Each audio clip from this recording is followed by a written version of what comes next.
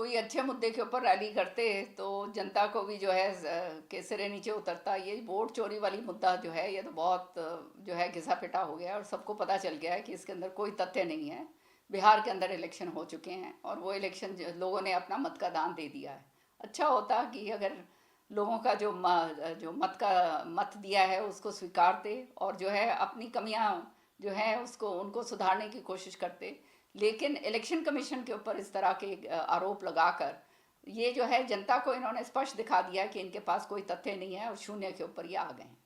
क्या लगता है मैम जी, इस मुद्दे को उन्होंने लोकसभा में भी उठाया और हरियाणा की बात जो है वो कही गई थी, किस तरीके से आप देखते हैं? लोकसभा के अंदर ये सारे वो मुद्दे उठाते हैं जो जिनके ऊपर कोई तुक नहीं होता, और जब सरकार स्वीकार लेती है उसके ऊपर चर्चा करने के लिए और जब असलियत सामने पटल के ऊपर आनी शुरू होती है तब ये जो है भाग जाते हैं, तब ये सदन को छोड़ के भाग जाते हैं। आपने रोज का हाल है इनका ये देखा है। देखिए, जहाँ तक हरियाणा की बात है, हरियाणा के अंदर वोट चोरी का तो सवाल ही नहीं है। कांग्रेस ने स्वयं अपने हाथों अपना जो है जनाधार खोया है हरियाणा के अंदर। 2004 के अंदर उस समय चौधरी बंसी लाल जी ने और सुरेंद्र सिंह जी ने हवीपा का विलय करा था कांग्रेस के अंदर, और कांग्रेस के सारे लोग इकट्ठे मिलके लड़े थे। तो सारा का सारा उस समय मेरे ख्याल में 60 या 65 अराउंड 62 या 67 जो है इस तरह से जो हैं सीटें आई थी। उसके बाद लगातार 2009 में देख लो, 2014 में देख लो, कम कम कम कम सीटें होती आई और बुरी तरह से जो है कांग्रेस हारती आई है। पहले तो लंगड़ी सरकार चली, फिर उसके बाद 13 पर आए, 13 के बाद जो है मुश्किल से जो है फिर आगे जो है थोड़ा सा बढ़े। तो बार बार जिनके नेतृत्व के अंदर ये जो है इलेक्शन लड़ा गया और फिर भी जो है हार हुई है बार बार, इसका मतलब कमी तो कहीं ना कहीं थी। ना तो संगठन था, ना नेता था, ना कोई नीति थी। एक दूसरे को हराने के अंदर लगे हुए थे। कांग्रेस का जो स्ट्रेंथ था वो एक ही स्ट्रेंथ था कि सारी लीडरशिप जो है वो सब इकट्ठे होकर जब काम करते थे तब जो है कांग्रेस सत्ता में आती थी।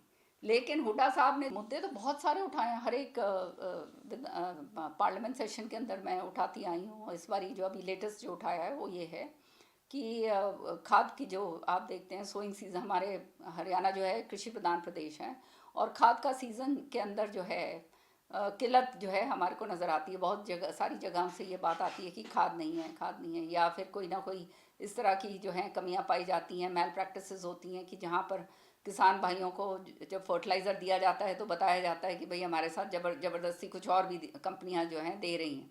तो ये सारा मुद्दा मैंने पार्लियामेंट के अंदर उठाया और मैं धन्यवाद करती हूँ अपने मंत्री महोदय का, जो नड्डा साहब का, जिन्होंने बहुत ही विस्तृत तौर से इसके ऊपर जवाब दिया और इसके एक एक चीज़ के ऊपर, एक एक पॉइंट के ऊपर उन्होंने जवाब दिया और पूरा तरह से संतुष्ट करा कि इसके ऊपर जो है कार्रवाई होगी। और अगले ही दिन मैं माननीय मुख्यमंत्री जी नायब सिंह सैनी जी का धन्यवाद करती हूँ कि एक बहुत बड़ी कंपनी के ऊपर जो है गाज गिरी, फर्टिलाइज़र कंपनी जो गलत काम कर रही थी, और जो है उसके खिलाफ कार्रवाई करी गई है।